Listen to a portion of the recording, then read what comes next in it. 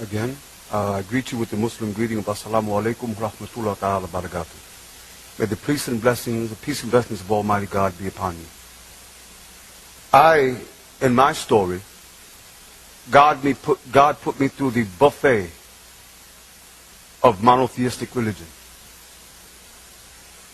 This Bible was handed to me as I was evangelized by a friend of mine in a gym.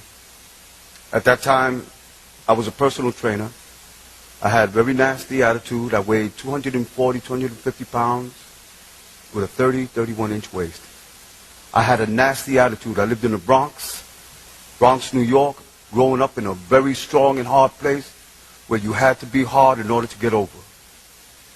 And I witnessed many things. The religion that I had was the religion of Christianity. I grew up as a Catholic. And then from that, I was evangelized by a friend of mine. He gave me this Bible, which I keep to this day. This was given to me 8, 9 years ago. And if I was to lose this Bible, I would be pretty angry, trust me. Because I put a lot of work into this little Bible. This little Bible contains my soul and my heart and the effort that I put into it when I was evangelized into Christianity. I began by reading this book and being so touched by it that I would apologize to people on the bus, just getting on the bus. I'm sorry. I'm sorry. How are you? I'm sorry. And crying, reading this book. I would go to the gym and apologize to my friends. They said, what you apologizing for? You didn't do it. You just walked in the door. Apologizing. This is how strong I was in the spirit. This love of Jesus and love of mankind. But what I didn't know then was, and I come to find out later, that I found Jesus and lost God. I found Jesus and lost God. When I became a Muslim, I found God and understood Jesus. There's the salvation. That's what it's all about. Who gives salvation? Who is the creator? Who is God? Who worked for who? When I was a Christian, I found Jesus and pressed everything on the shoulders of Jesus Christ. Godliness, Trinity, He was God. My salvation, He died on the cross. I found Jesus and forgot about the God who created Him and gave Him the mandate to do what He did. But when I became a Muslim, Alhamdulillah, I found God and understood Jesus.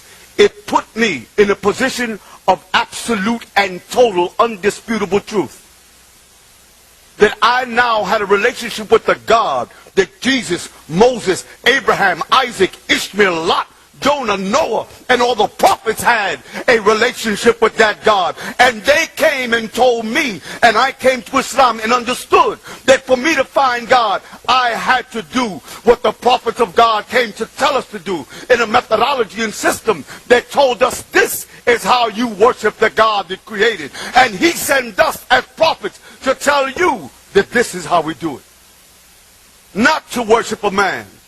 As a Christian, what I did was, and as a Christian, what you do is, in the Bible it says, for God created man in His image.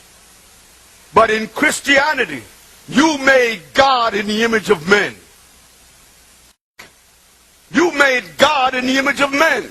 God created man. God created Jesus. For God loved the world so much that He gave His only begotten or created Son. How do you equate the baker to be equal with the cake? How? How do you make the cake to be equal with the baker? How do you equate the electricity to be equal with the light bulb? How? What makes you think that He is God above the God that He served?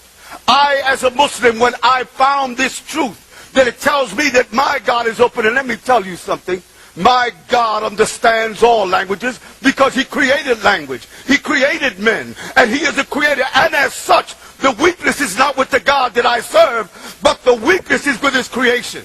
But when the creation understands that He is God, and that there's no other God, and that your strength, your life, your livelihood comes to this God who created us, then you begin to have an understanding with God. And that's what I have right now. Undisputable, undeniable.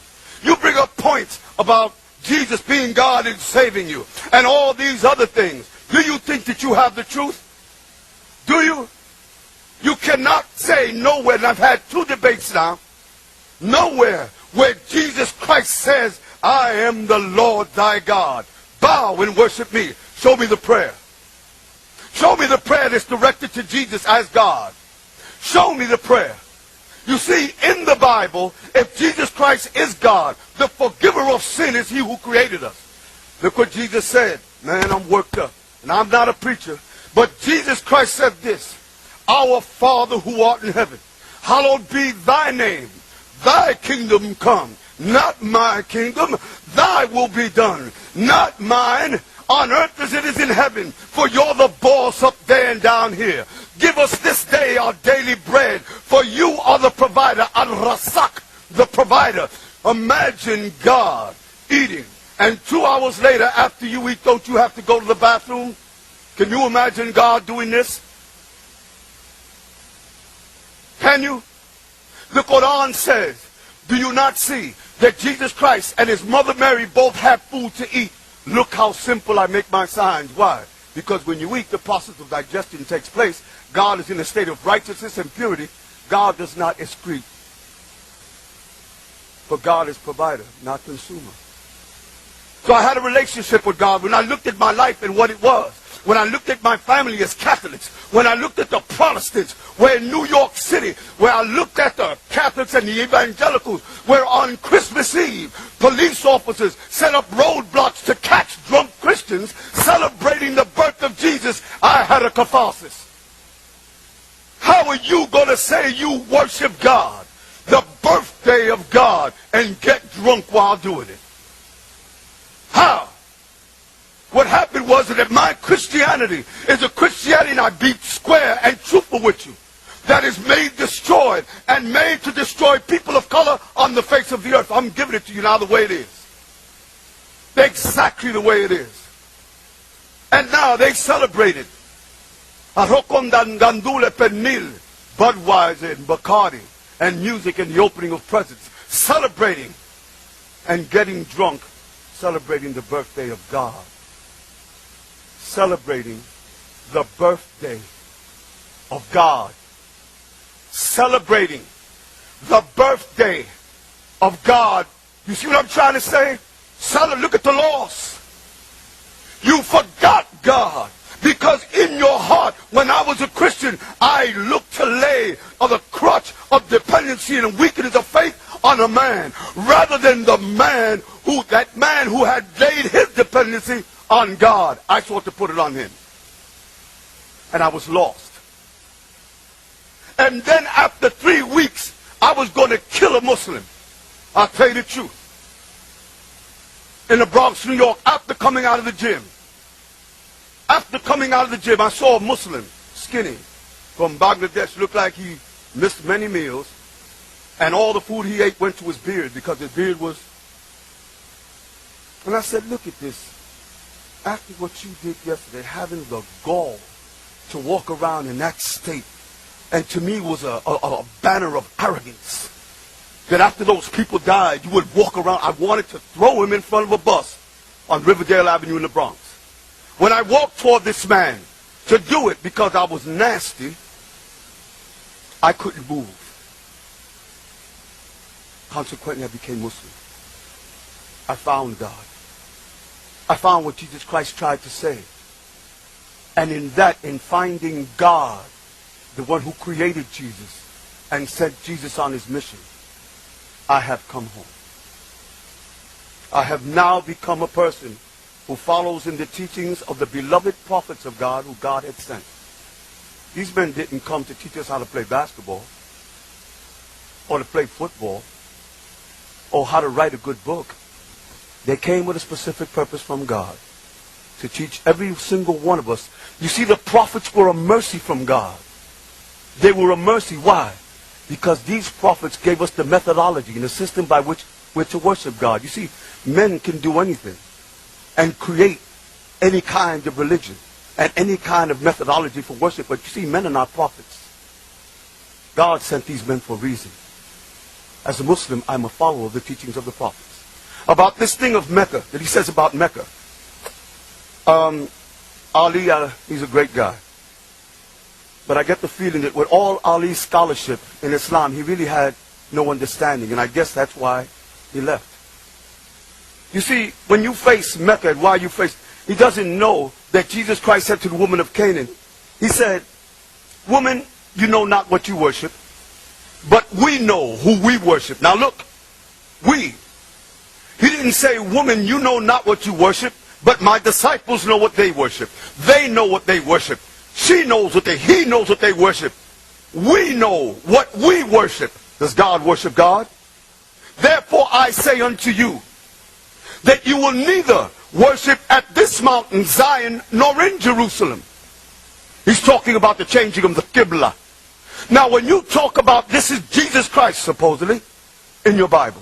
When you talk about the system of the looking toward Mecca, you know what it is? It's a system of unifying the creation of God, where we're all looking in one direction, as one nation, as one people, with no color, with no race, with no flags, as one people worshiping God, facing the same direction. A symbol of unity, the oneness of man and the oneness of God.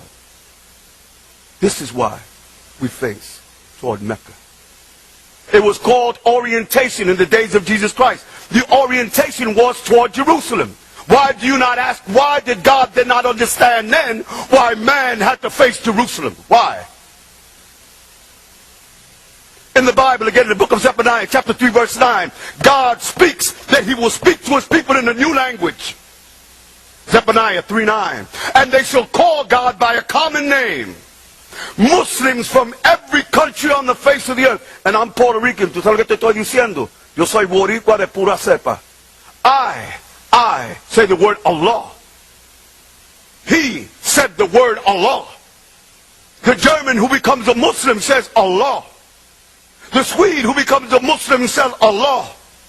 The Russian says Allah. The African says Allah. Now notice, called by a different name, all in unity, acknowledging God as one God and one God only. You chose to leave Islam, not because you didn't understand it, but because you resented having to learn Arabic and to speak in a language other than was yours. This is why I chose to accept what God told me is called submission to the will of God.